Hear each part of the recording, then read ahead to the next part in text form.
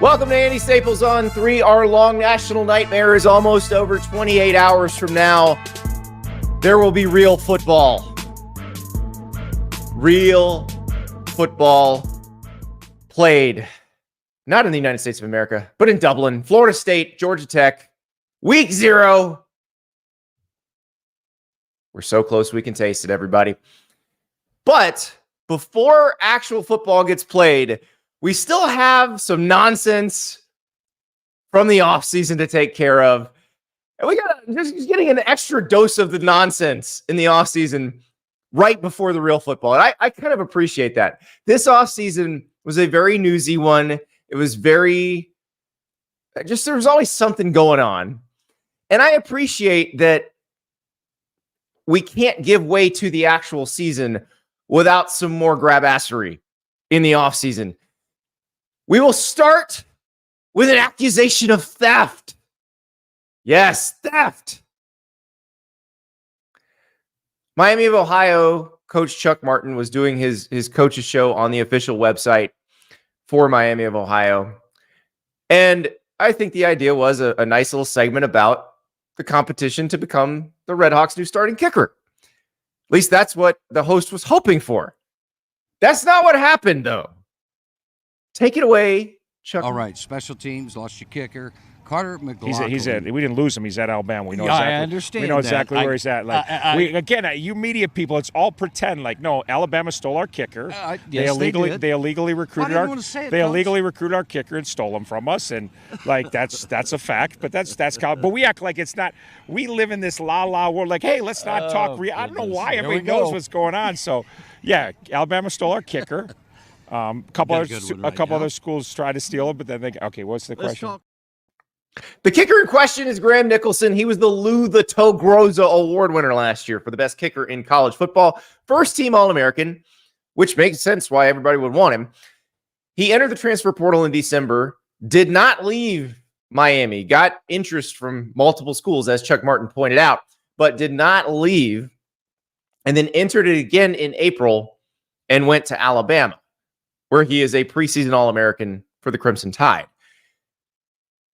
I love this because I get coaches complaining to me frequently about this guy pampered, this coach stole my player, blah, blah, blah, blah, blah, but they never want to go on the record about it. Chuck Martin's like, don't care, official school website, let's roll. Because here's the thing. My thing is always, if you're going to complain about it, do something about it. I remember having somebody complain, this is pre-transfer portal, pre-lifting of the transfer rules. Like you still had to sit out a year if you transferred when this was going on. And somebody from a school says, hey, we got texts from this other school, from assistant coaches at this other school, not even support staffers, assistant coaches to our players saying, hey, would you want to transfer here? And I'm like, wow, you caught him red-handed.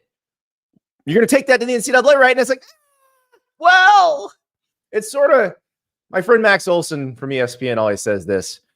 Why don't coaches publicly blast other coaches that they think are tampering? Because all coaches, as Max says, reserve the right to tamper. But Chuck Martin is never going to be tampering with Alabama. He's probably not getting Alabama players to come to Miami of Ohio unless they've completely washed out at Alabama. So it's not like he's going to go grab one of their starters. So there's no reason not to put them on blast if you feel like they did something wrong. Now, obviously, we want to be fair here. Kalen DeBoer spoke to reporters in Tuscaloosa on Thursday. He was asked about this. Before we get started, the Miami of Ohio coach accused you guys of tampering with the recruitment of Graham Nicholson. Do you have a response to that? I don't know anything about that, I guess, that comment. Yeah, I mean, he entered the portal and we reached out to him. So that's how it goes, right? So we did everything that we were supposed to. So I guess we'll find out what happened. If there's more to this, then there's more to this. If there's not, there's not. But Chuck Martin put it out there into the universe. And that is what I would rather see, mostly for entertainment purposes, because this is hilarious. Look, if you have a Lou Groza Award winner at a MAC school, you better believe all of the power conference schools are going to try to get him. I'm sorry. That's just how it goes. At this point, if you are a first-team performer in a Group of 5 league, first-team all-conference, you're going to get tampered with. That's just how it goes. But the question is, are you being tampered with in a way that anybody can catch, that anybody can do anything about? Because that's the other thing I asked the coaches. You say you want this stopped, but you guys all do it. Are you prepared to face the consequences if you get caught? And the answer to that usually is, well, you have to be pretty stupid to get caught. Because if you would like to tamper, there's a lot of ways to do it. First of all, the coaches on the staff don't need to be the ones doing the tampering. You have somebody else do the tampering, or you talk to somebody several places removed from the actual person, like their high school coach or their trainer, their private QB coach if it's a quarterback. And a lot of times these people all understand how the game is played, so they're not going to narc you out. And basically you say, hey, how's so-and-so doing? Are they all right? How's his mama? Everything good? You know, we might have an opening in his position next year. Just saying. Just saying. And that's how you do it. Verbally in a phone call, not in a text message, not in a DM, not in writing. That's how you don't get caught. But again, not all college coaches are smart. Not all college coaches do it that way. The example I gave earlier, those were text messages in writing. So there's an opportunity for more entertainment here, is what I'm saying. If these coaches would just get it right and stop complaining privately and start complaining publicly, we will be highly entertained because it's going to be WWE style. Look, Chuck Martin cut a promo on Thursday. That was brilliant. We want more of that. More of that. Mars, tell us how to tamper the right way, Andy. I'm taking notes. AJ Adams appreciates the how. See, AJ Adams, I can tell AJ Adams where AJ's from in the country. How's your mama and them? That's right. Now, in this case, remember, you're talking to someone multiple places removed from that person. So, how's his mama and them? That's the way you do it. See, remember, I'm the person who wrote Cheating for Dummies back in the day. Maybe the best column I ever wrote at Sports Illustrated. It was 2011. I actually wrote it on the 4th of July. I was waiting for a pork butt to finish smoking. And it was when Chip Kelly got in trouble for writing a check to Will Lyles, who was a Texas-based recruit handler who helped Oregon get some players. And they said, well, we're going to make Will Lyles a recruiting service. We just pay him with a check. And the incentive is like, we know what he does. You just paid him with a check. It's sort of like when Jerry Springer, when he was the mayor of Cincinnati, he got caught paying a hooker with a check. Like, there's certain people you don't pay with a check. So I made Cheating for Dummies.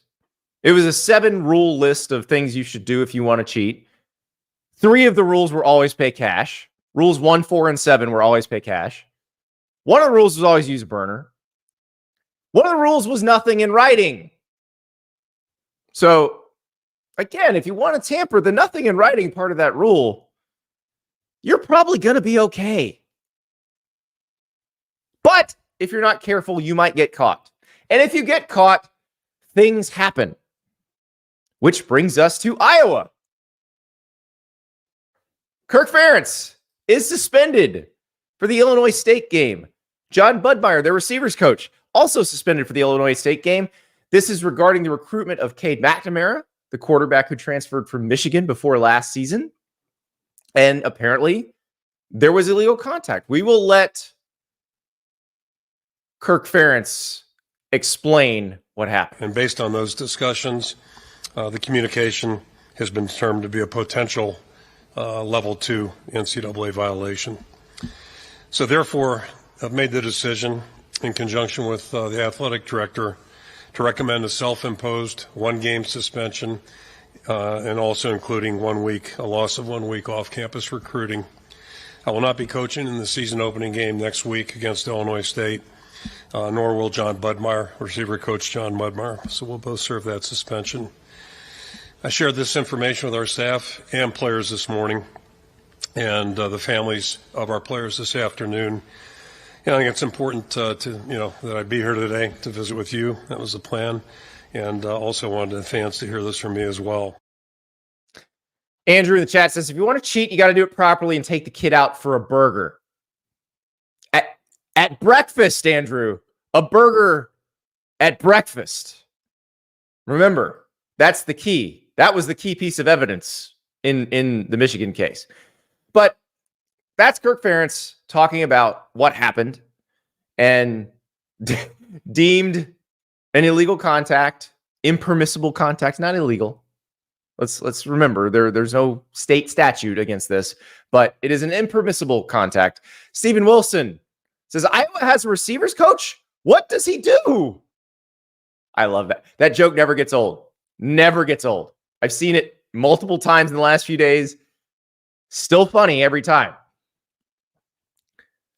So there's actually a little more intrigue to this Iowa thing because this isn't a case where Iowa turned itself in. Now, they did self-impose this suspension. This is basically them saying, we're going to impose this 1-game suspension, and we hope that satisfies the NCAA, which, given the way they've handled it, I think it probably will. Kirk Ferentz is saying, I did it. I messed up. I'm sorry, which, by the way, kids out there, I tell my own kids this all the time. If you're willing to say, I did it, I messed up, I'm sorry, that handles a lot of situations in life. Now, you may still get punished, but the punishment is usually going to be a little bit softer if you just say, I did it, I messed up, I'm sorry, as opposed to, I don't recall that. Well, here's a receipt for the cheeseburger. I also don't recall that. My recollection remains cloudy. That makes things more complicated. I messed up and I'm sorry does not make things complicated. And I would imagine that the NCAA does not do more to Kirk Ferentz because he just said, I did it, I messed up, and I'm sorry. Now, again, there is more intrigue, though. So Beth Getz, the Iowa athletic director, was asked, how did everybody find out about this? Hi, Scott Docterman with The Athletic. This is actually for both Kirk and for Beth. My question is, how was the NCAA apprised of this matter? Was this something that you turned in? Was it something that they discovered? Or was there another school involved that actually turned you in? Yeah, and I apologize, there's little we can say, but in this case, we were notified of the violation by the NCAA. I got to say this. I appreciate Kirk Ferentz and Beth Getz so much for this because even though Beth Getz started that answer with, there's only so much I can say, because that's what the way the NCAA enforcement process works, essentially puts a gag order on everybody and says, you can't say anything about anything. And what that is a way to keep the schools, the coaches, the athletic directors from having to say anything about it. It allows them to just say, well, the NCAA says we can't say anything, so we're not. But Beth Getz actually gives us some real information here, and I appreciate that. They got turned in by somebody else. We actually don't know who. It doesn't necessarily mean they were turned in by Michigan. They could have been turned in by somebody else who wanted Cade McNamara to come to their team. But we'll probably find that out later. That probably will come out. But that is another layer of intrigue. So who turned him in? David says, is there a Caden Proctor investigation too? I would assume, maybe. But who are we investigating? Are we investigating Iowa for tampering with Caden Proctor while he was at Alabama, or Alabama for tampering with Caden Proctor while he was at Iowa? That's one of those, like, can we have offsetting penalties in NCAA enforcement? That would be awesome. Like, the NCAA Committee on Infractions has this conference call, like, we're declaring offsetting penalties on this. Both schools did it to the other. So we're just going to say no harm, no foul? I think that'd be great. So I had a question in the chat, how to find the Cheating for Dummies. Mars asked, how do we find the Cheating for Dummies column? Well, I can't throw the link up right now. Producer River may be able to throw the link into the chat. It is still, because a lot of the stuff I wrote for Sports Illustrated has disappeared from the website. This one has not. If you Google, just put my name in quotes, put Andy Staples in quotes, put the phrase Cheating for Dummies in quotes, it will be the first thing that comes up. The second thing that comes up will be an article from Bear Insider, which is a Cal site, and the headline is SI's Andy Staples is a moron. So I think the Bear Insider was offended that I was telling coaches how to cheat because they were bad at it and they needed help. And I'm not sorry. I'm not sorry. All right. A little more from Kirk Ferentz. Another thing I appreciate about Kirk Ferentz, and I said this before, but I'm going to say it again. I did it. I messed up. I'm sorry. Takes you a long way in life. Chad Leistikow, columnist in Iowa, great at his job, asked a question that kind of gives Ferentz some wiggle room or a chance to kind of blast away. And Ferentz, once again, just goes back to, I did it. I messed up. I'm sorry. Chad Leistikow, Des Moines Register for Kirk Ferentz.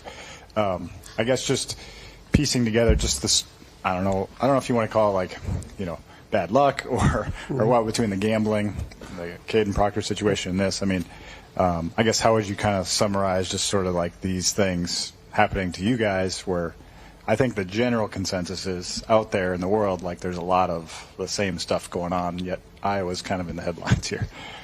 Yeah, I'll say this. I think there's some unique circumstances surrounding this particular case, but the bottom line is it was impermissible contact. That's what the investigation's about, and the facts are the facts. And so there's a line, and I crossed that line. I made a bad error in judgment, and I'm just going to take ownership, and I'm not lumping it with anything else. This is something, and to me, this whole issue really is about a judgment or a decision that I made that's unfortunate, and we just want to address it, and then we want to move forward.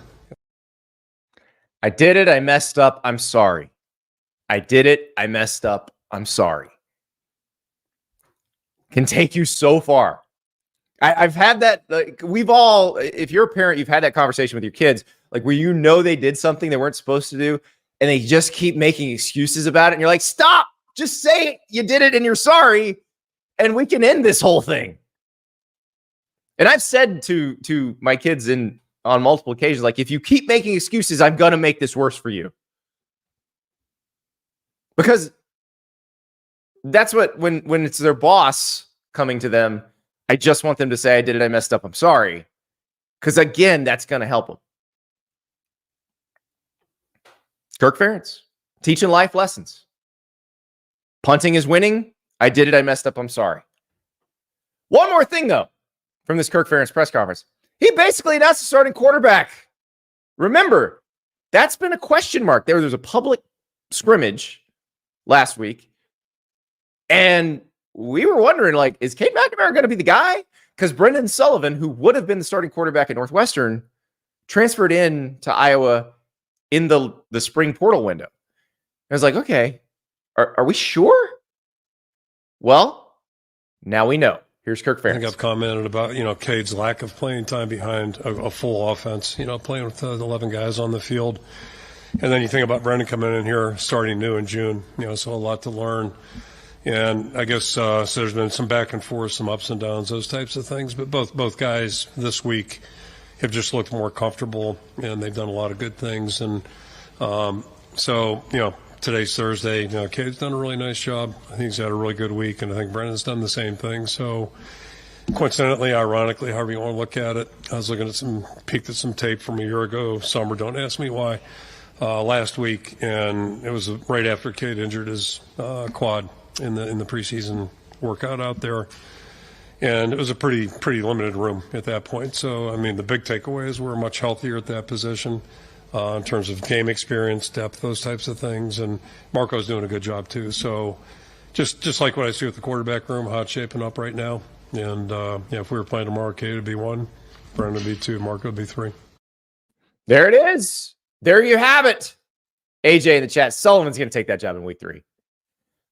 Producer River points out Iowa's a 23.5 point favorite over Illinois State, which let's get some Iowa jokes off here. Like, that requires them to score 23.5 points. Are we sure they can do that? Maybe this time. Maybe. New offensive coordinator Tim Lester. There's a little nature-nurture question with Kirk not being at the game, too. So, like, if they hang 60 on Illinois State, I'm not sure what we're going to extrapolate from that. Although, as Rocky Top Tom points out, the defense might score 23.5 points. The total on that game is 42.5. What did we learn here last year?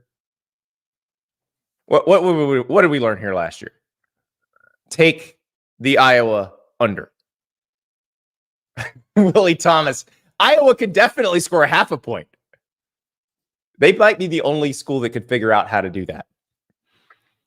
Oh, my. Listen, if you're enjoying these Iowa offense jokes, which we may not be able to squeeze off much longer if Tim Lester actually improves the Iowa offense, just savor them. But if we don't have them anymore, at least we have the flavor of Wendy's Nuggs. That's right. This is Andy Staples on 3, presented by Wendys. And you've had Wendy's Nuggs dips in sauce, but have you had them covered in sauce, smothered in sauce even, covered and smothered in sauce? Wendy's new Saucy Nuggs take the crispy and spicy nugs you love and turn them up to 11. Choose between flavors like buffalo, spicy buffalo, honey barbecue, garlic parm, or if you're a real heat seeker, try the spicy ghost pepper. Only on Wendy's signature spicy nugs. We dare you. That's 7 delicious ways to try the nugs you already love. Pick a flavor, grab some extra napkins, and prepare to nug like you've never nugged before. For a whole new way to nug, it's got to be Wendy's at participating U.S. Wendy's. I don't know if there's any Wendy's in Riyadh, so I don't know if Trevor Riley went to Wendy's to get any saucy nugs when he was in Riyadh meeting with the Saudi Public Investment Fund. I'm assuming it was in Riyadh. That is the capital city. But Trevor Riley, for those who don't know, former Colorado assistant. This story comes to us from James Parks at Sports Illustrated. And it's something. So Trevor Riley was one of the assistants that came with Deion Sanders from Jackson State. Part of his job was going out and seeking donations for NIL. Well, Trevor Riley apparently took it upon himself to think outside the box a little bit. And he's thinking, okay, so the Saudi Public Investment Fund, that's the people who fund Live Golf. Basically, they bought a bunch of the best golfers in the world for extraordinary sums, created their own golf league. These guys left the PGA. And, you know, there's a lot of back and forth. Why are the Saudis doing this? The concept is called sports washing. So they're running the sport. We talk about them running the sport. We don't talk about other things that are going on. My friend David Ubben at The Athletic, as soon as the Live thing happened, the first place his mind went, he wrote a story about this, is at what point is some college football program going to try to get Saudi money? Well, now we know this was that point. Now, it was not an athletic department going to do it, saying, hey, come stake us a little bit. Because I always thought that was going to be a little bit of a bridge too far. Because you have mostly public universities. I would imagine politicians in those states would never allow a foreign body, foreign government, essentially, to buy a stake in something that university is doing. But NIL is different. Remember, NIL is separate, at least for now. So, can you imagine the Saudis like buying first team all MAC left guards? Well, Trevor Riley could. Now, apparently, this was not his first plan. His initial plan, according to the letter that James Parks obtained, that is Trevor Riley's resignation letter, he resigned earlier this month, is he was going to go after quote, my contacts in the Mormon community, which is worth about $3 trillion. Now, Trevor Riley played football at Utah, so that's probably where those contacts come in. Now, I would point out that Colorado is in the Big 12 with a certain university that might be better at drawing donations from the LDS community. Just say it. I'm guessing they're going to want to help out BYU first, being that the church owns the school. Just a thought. But maybe that's what Trevor Riley ran into, and maybe that's why he said, you know what? Let's check out the Saudis. Colorado, for its part, was like, we had nothing to do with this. He was acting on his own. Oh, God, please make this stop. I added that last part, but I'm pretty sure that's what Colorado's spokesperson said when they hung up the phone. Never gets old. Never gets old with Coach Prime's team. They open the season against North Dakota State less than a week from now, Thursday of next week. It's going to be so much fun this season. I'm telling you right now. This is going to be a beautiful season for a couple of reasons. One of the reasons, the talent in college football is pretty much as deep as it's ever been. And our guy, Philip Dukes the Scoop, on his show, The 5-Star Flex, had a great interview this week with Drew Rosen. I highly recommend everybody subscribe to the On3 Recruits channel, one, and go find this interview. Go watch this interview. It's on the On3 Recruits channel. It's a long conversation with Drew Rosenhaus about how NIL works from an agent's perspective, how the agent business changed with NIL. But one of the things Drew Rosenhaus talked about is how differently college football players make their stay in school or go to the draft decision. Speaking of sound financial decisions, how much have you seen NIL impact potential NFL draftees who may not have to rush a decision because they're already making money? It's very prevalent right now. There are a lot of guys that return to school that we were talking to on an NIL basis. Many guys decided to stay. They were making hundreds of thousands of dollars. They felt like they needed more time to develop on and off the field. Felt like another year of education, more growth personally, professionally would benefit them before tackling the NFL draft.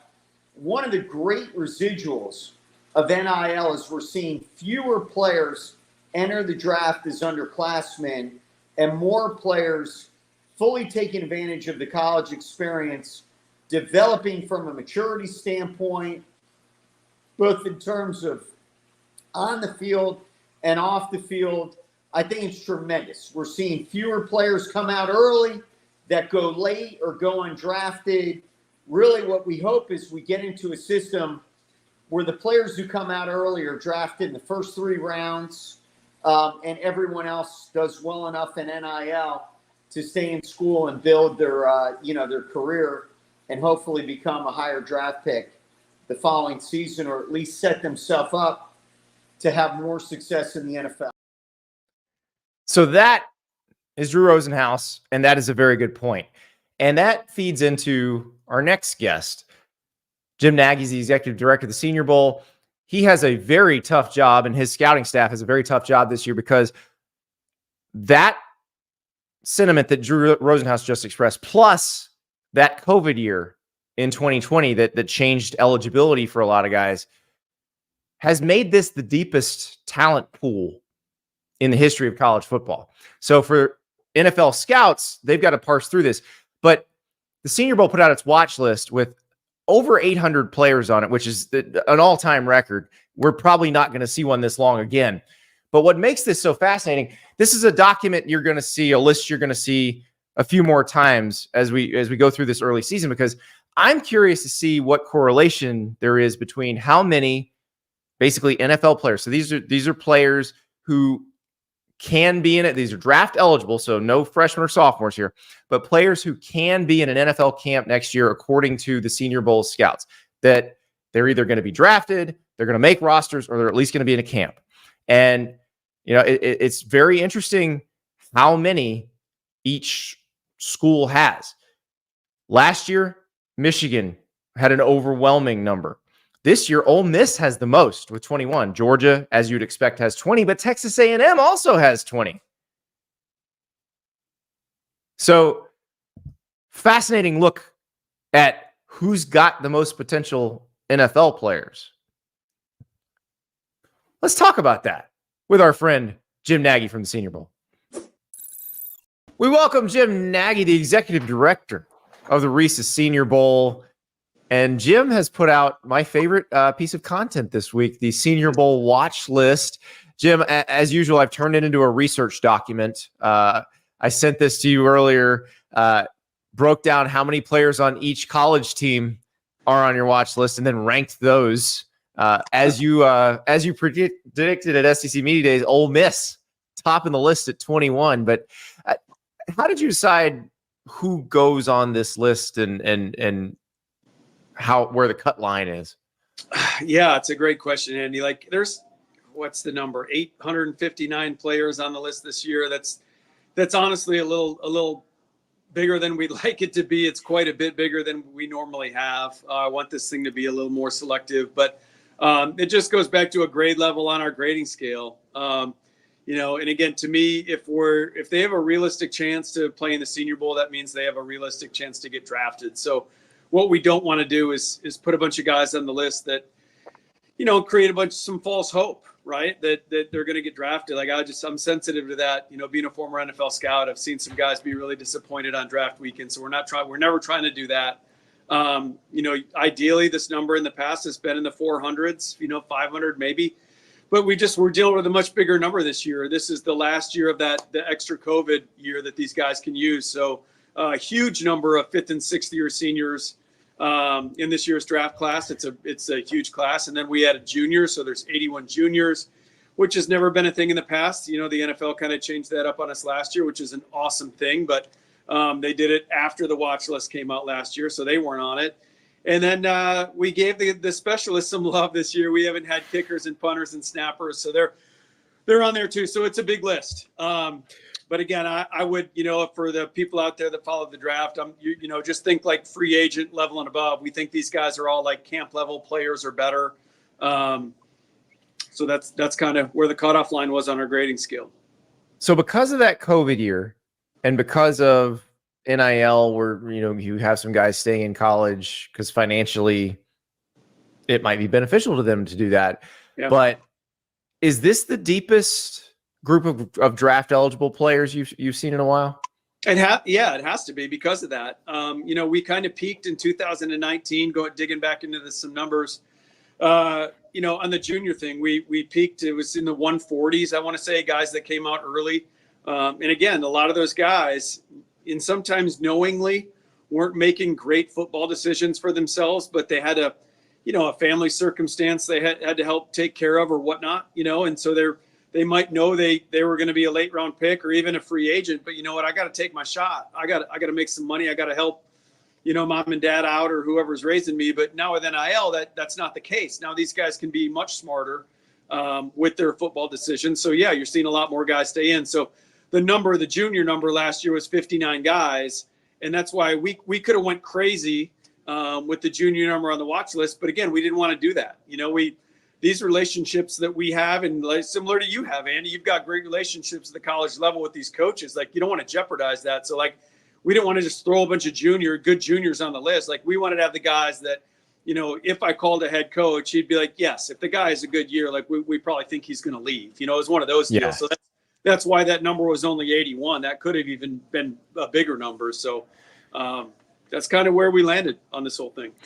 Yeah, and it's interesting looking at it because some of the things I look at when I see the raw numbers make more sense, because I've been curious as to why Vegas has been so high on Texas A&M, for example. Like, they have an 8.5 win total. They're favored against Notre Dame. That line is actually moving even more toward Texas A&M. And then I call up your list. Well, they got 20 guys on it. That's third most.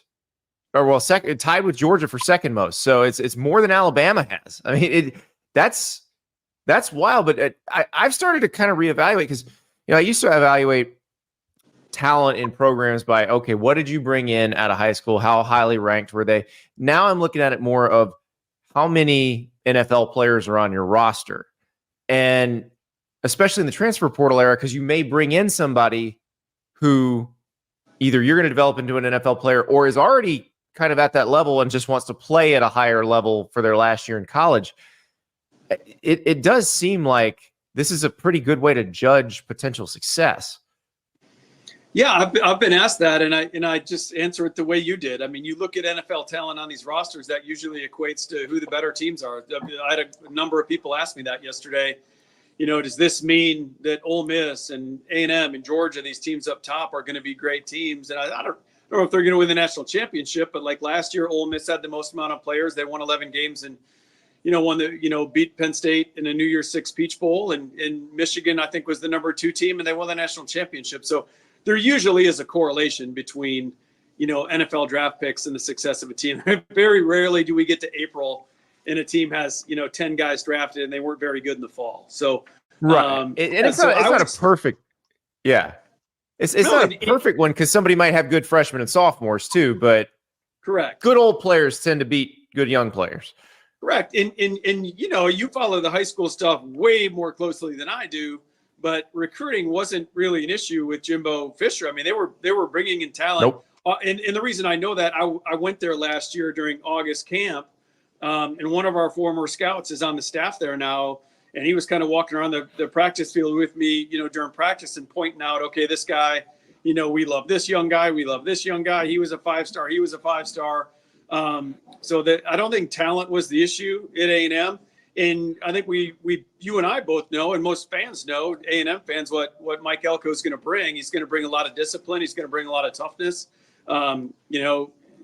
especially on the defensive side of the ball. So when you look at, there was already talent in place, and then you look at what Coach Elko has done at a place like Duke with far less talent. I think that's where people in Vegas, and I'm not a gambler, but I'm sure that's where the people in Vegas are looking at it like, wow, the Aggies should be good this fall. Yeah, and it makes sense. So I wanted to ask you about a few of the guys on the list. And, we talk about a lot of these guys and have talked about them all off season. But, some of them don't get the same shine as some of their teammates. And these are the guys who help you win championships. And one guy, you pointed this guy out the other day on Twitter, and I thought about it. I don't know if I've mentioned his name since the Rose Bowl. Well, maybe since the national title game. But Josiah Stewart at Michigan, the edge player at Michigan, blows up the final play of the Rose Bowl, helps Michigan beat Alabama. He was a Coastal Carolina transfer. Huge reason they won the national title last year. But I've spent all offseason talking about Will Johnson and Kenneth Grant and Mason Graham. But, how important is Josiah Stewart to what Michigan does? Really important, and so is Derek Moore. I mean, usually the other guy who blew up that play. Yeah, I mean, those guys are really good players. And I was just up in Ann Arbor last week. So, again, that's why some of the Michigan stuff is top of mind. I was in the building talking to those guys. And, Mason Graham and Kenneth Grant have gotten a lot of love, right? They don't need it from me. They've gotten a lot of love. They know the Senior Bowl likes them. But you lose 2 edge players like Braden McGregor, who's having a great training camp so far with the Jets, and Jalen Harrell, same thing. I mean, he had 2 sacks the other night for the Tennessee Titans against the Seahawks. Most college teams lose 2 edge guys like that. They're in trouble. Now Michigan's going to, just elevate Derek Moore and Josiah Stewart into those roles and look out. And so, to me, Josiah, digging into the tape, I'll posted a couple clips of this guy. Not the biggest guy in the world. He reminds me a little bit of Josh Uche from a couple of years ago, who had double-digit sacks 2 years ago for the New England Patriots. Josh had 11 sacks. And they're similar guys. And, I remember Josiah going back 3 years ago. Coastal Carolina came here to town to play South Alabama. And I was out there to see Isaiah Likely, their tight end, who ended up playing the Senior Bowl and has become a really good player for the Baltimore Ravens. And that Coastal staff pointed him out. They're like, you're going to be after this guy, in 2 or 3 years. He had 12 and a half sacks that freshman year. As a true freshman, I don't care if you're playing Division III ball or in the Power 5. You get 12 and a half sacks as a true freshman right out of high school. That's big time pass rush ability. So, and now here we are. Now he is a senior and he's at Michigan. He's not at Coastal anymore, unfortunately for those guys. But but he's a big time player. Guy had 5.5 sacks last year as a rotational piece at Michigan, and so to me, with more snaps this year and kind of a more prominent role, who knows? I think he and Derek Moore could both scratch double-digit sacks this year for that defense. I believe same high school for Isaiah Likely and Josiah Stewart and Mikey Sainristil. And Lewis Seen from Georgia. Whoa, from Georgia. Holy crap, that's a bunch of dogs on one team. Yeah, and we're not talking about a high school from like Texas or Georgia. Like this is Massachusetts high school football, right? Yeah, Everett High School. Yeah. We've got a scouting assistant upstairs who played at Amherst, and we were joking about that upstairs yesterday about that school. I'm like, man, you don't usually get 4 NFL players coming out of the state of Massachusetts alone, let alone one high school. So no, that team was loaded.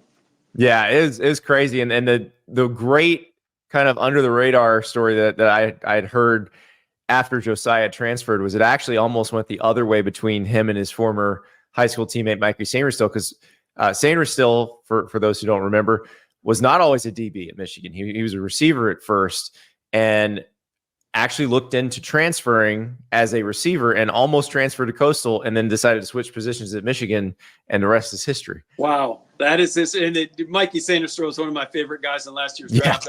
I think the Commanders took him at like pick 50, somewhere around there. It's a bargain. And he is going to be a stud NFL nickel. I mean, that guy's going to be one of the better slots this year, I think. He's ready to go. So that's a cool story.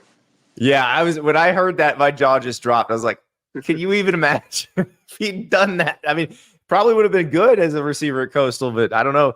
He would have the iconic play against Ohio State a few years ago. So another guy that I was intrigued by your inclusion, because this is one you said you're very excited to see what he does this year. Drew Aller, who is someone we have talked about quite a bit, the Penn State quarterback in this offseason. And, this is, we keep getting asked, like, okay, is this offense going to take off under Andy Kotelnicki, the new OC? Drew Aller seems to have all the tools, and he's had games like the Iowa game last year where you're like, all right, I see it, but then you don't see it necessarily against Ohio State and Michigan. So what are you expecting out of him this season? Well, I think Drew knows that. I haven't spoken to him, but I think it's out there enough, right? I mean, these guys read stuff and families read stuff, and I'm sure the coaches have addressed it with him. Certainly the tools are there, and that's why the NFL is excited about him, intrigued by him. But he knows he needs to play well in those big games, and I do. I think the change in offense is going to help him. Again, you look at last year's team, they've got 2 stud running backs. They had, Tyler Warren and Theo Johnson at tight end. They've got a lot of explosive pieces, but they weren't really an explosive offense. So I think you're going to see them attack down the field more, which is going to open some things up, and it's going to help Drew. So, again, he's the quarterback in this class that is a little bit of a wild card when you talk to NFL scouts in terms of where teams have him, because the teams that are banking on the tools and the upside and are glass half full on him have him at a certain range. And then, teams that are just, kind of a little more cautious, waiting on these big game moments and the clutch ability and how does this whole thing come together, they might have him a little lower, but we're excited to see him this fall. Yeah, it's going to be a lot of fun, because I wonder how, like, with you guys, because we always joke about, and we've joked about it with Joe Milton in the preseason with the Patriots. Yeah, the NFL folks get so enamored of the traits with a quarterback, but it seems like you guys have done a good job in the Senior Bowl of mixing it up with guys who have lots of traits that the NFL guys want to see and like, but also guys who have produced in college that may not have those traits. Yeah, I mean, it's just we're just at any position, Andy, we're just trying to bring the guys that the NFL teams want to see, honestly. So we kind of stick to the board, and again, if they're going to like different players for different reasons. Like you're going to like Tyson Bagent for different reasons you like Joe Milton, right? And again, part of the reason we brought Tyson was because he was a Division II player and he needed this stage. The league needed to see this guy. No offense to the D2 guys, man. They played great football at that level, but the league needed to see him against, guys from the SEC and the Big Ten. They needed to see that. So again, we do it for different reasons, but I don't think we ever go and say, hey, let's grab this guy because he's this or this guy because he's that.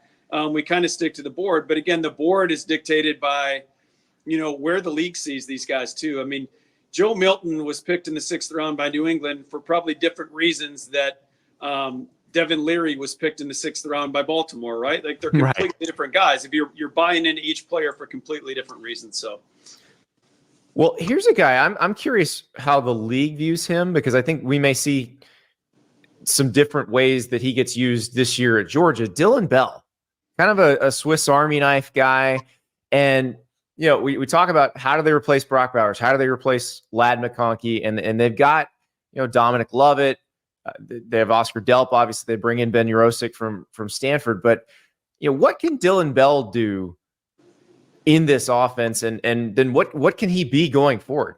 He can do anything he wants to do. And this guy's really talented. So he was one of the guys when we were trying to identify juniors this offseason that we needed to evaluate for the watch list. I mean, sometimes all you can do is look at the numbers, right? And I say it all the time. Our followers probably get sick of me saying it, but like stats lie all the time. I'm sorry. They just do. I mean, there's, people ask, what do you look for in the Senior Bowl? Like, what's the criteria for the guy getting in the game? It's certainly not production. It's talent, right? We've had guys in the game over the years that, like we had Racy McMath from that 2019 LSU team, and you're on a team with Jamar Chase and Justin Jefferson and those guys. Like, you're not going to get a ton of targets. So Racy comes here, whatever he had that year, 17 catches, 20 catches, whatever it was. But we knew he's big, fast, and strong and had traits to play in the league, and he goes in the 4th round of the Tennessee Titans. So we're just looking to find guys with traits. So if you look at Dylan Bell's numbers, it might not reflect it. This dude is really talented now, and you brought up kind of the Swiss Army knife skill set. I mean, you can line him up in the backfield, slot, outside. I mean, he can threaten you from really any position. He fits. He's got quickness to win inside. He's got speed to win out on the perimeter. He's got the strength to line up in the backfield and break tackles. So you just want to get the ball in this guy's hands. So I would expect a monster year from him. You mentioned all the names, Delp and Urosic. I mean, they have got a lot of playmakers in that offense. To me, that's a really scary team. They're to me in the conversation at least as the best offensive line. If you want to throw LSU in there, that's fine. We'll have that argument. But Georgia's they're at the point where they're just reloading. They should be a lot of fun to watch on offense. Yeah, I really can't wait, because I feel like Dylan Bell, we just didn't pay him as much attention to him because, like you said, the numbers aren't huge. When he flashes, it's big time. But they haven't always needed to use him that much. They just had other weapons, and we'll find out, because obviously Trevor Etienne comes in, so they're gonna have a lot of different people they can use in that offense. But another guy I'm curious about is somebody we're going to get to watch him play on Saturday in Dublin, Florida State against Georgia Tech. And it's Daryl Jackson Jr., who we were talking about a lot on our show this time last year, because he transferred from Miami. The NCAA said, hey, you transfer. There was a deadline he missed. I can't remember the exact circumstances of it, but basically, or he needed to get a waiver because of his second transfer. He'd been at Maryland first, and he couldn't play last year. And so he's been there in Tallahassee. He was working with Braden Fisk all last year. And now Braden Fisk leaves, and all of a sudden, here's this guy who would have been playing alongside him. Now it's gonna be like, hey, you just found another 300-pounder who can just plug in. Yeah, Daryl's a really fun prospect. So, we actually had an agent hit us up last year around December and kind of laid out the whole story. Like, I didn't know much about Daryl's story and the transfers and the NCAA thing, but I think he was thinking about maybe coming out. And just taking a shot, playing in the Senior Bowl and giving it a whirl. Good for Florida State. Obviously, we didn't, he didn't come out. We didn't get to that point. But I went back to that 2022 Miami tape, and man, this dude doesn't grow on trees. Like, that's what we used to refer to guys at in New England when I was there. Is like, these guys don't grow on trees. This guy is a mountain of a man. He's got, 35-inch arms and 11.5-inch hands. I mean, he's a huge human being. Really hard to move. He did play in the bowl game against Georgia. So there is one game of tape from last year, but Yeah, man. He's, again, the guy he kind of reminded me of last year's draft, if we're doing the comparison thing a little bit, is Big Mason from LSU last year. So he reminds me of Mason Smith. In Mason ended up going in the second round, and Daryl's tape from 2022 is probably a little better and a little more consistent than Mason Smith. So again, you're talking about a big man that's hard to move, that's explosive, that can push the pocket.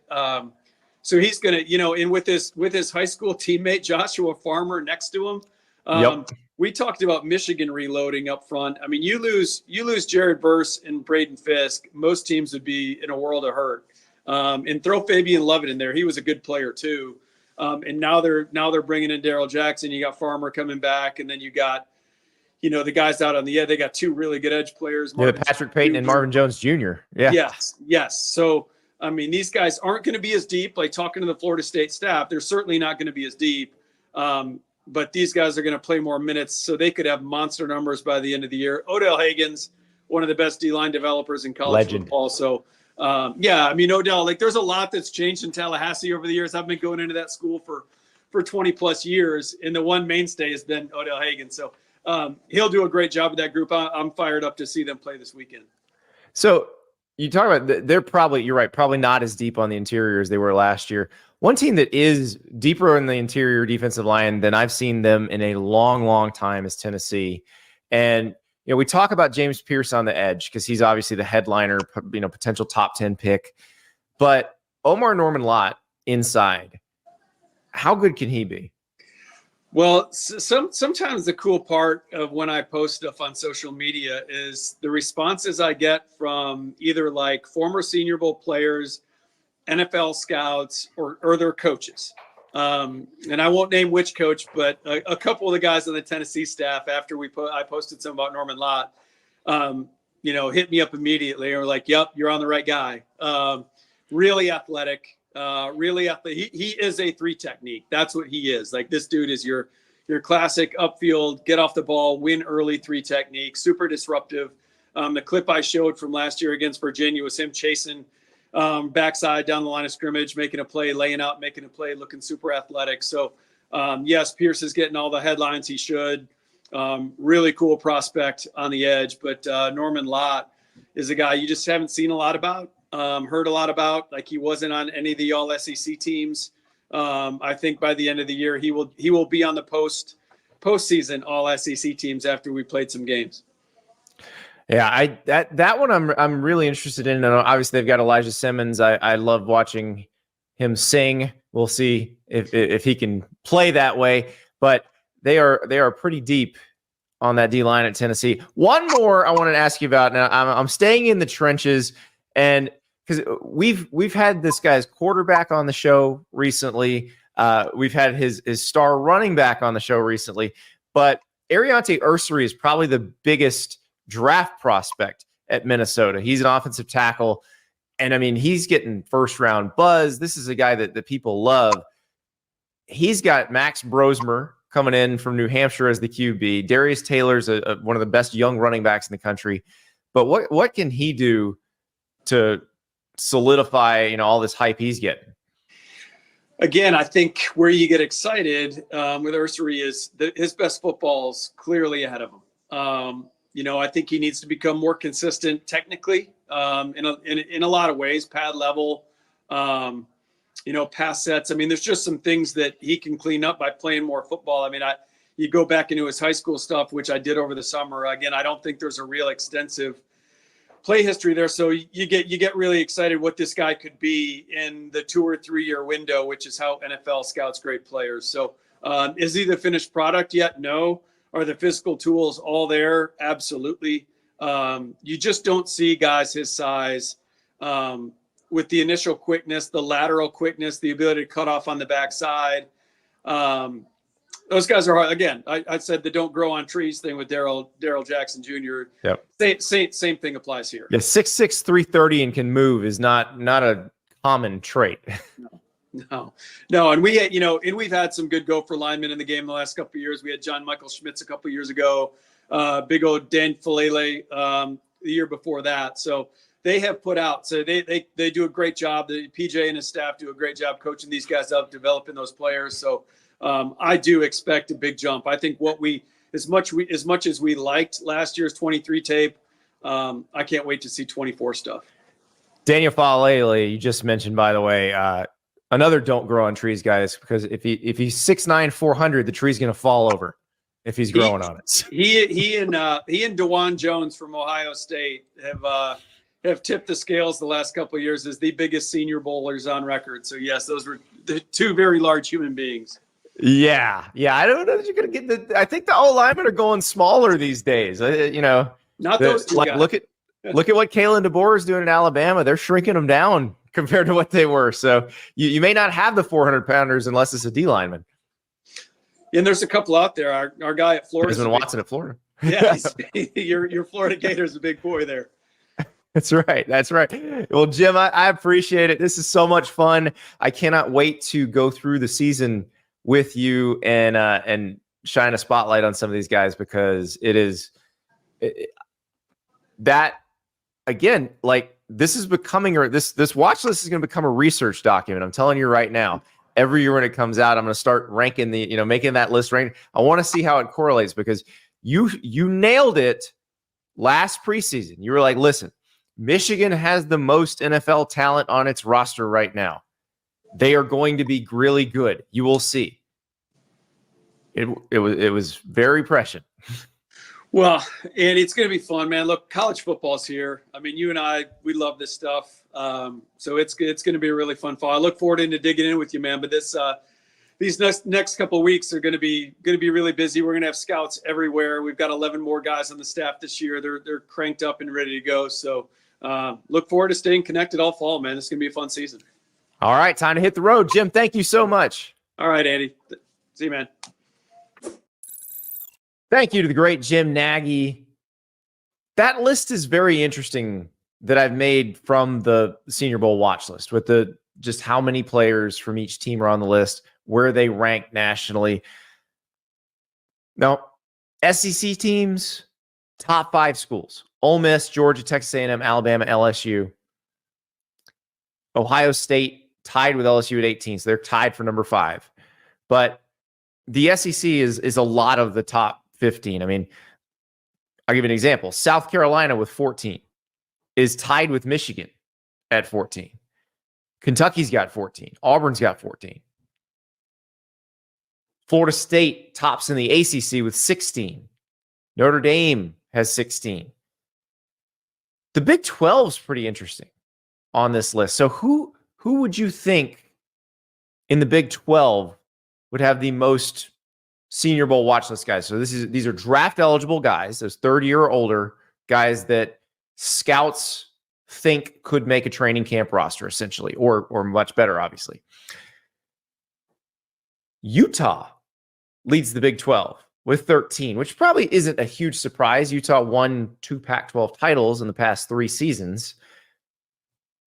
The other ones in the top of the Big 12 right now: Arizona with 11, UCF with 11, Colorado with 11. So that's your top 4 in the Big 12.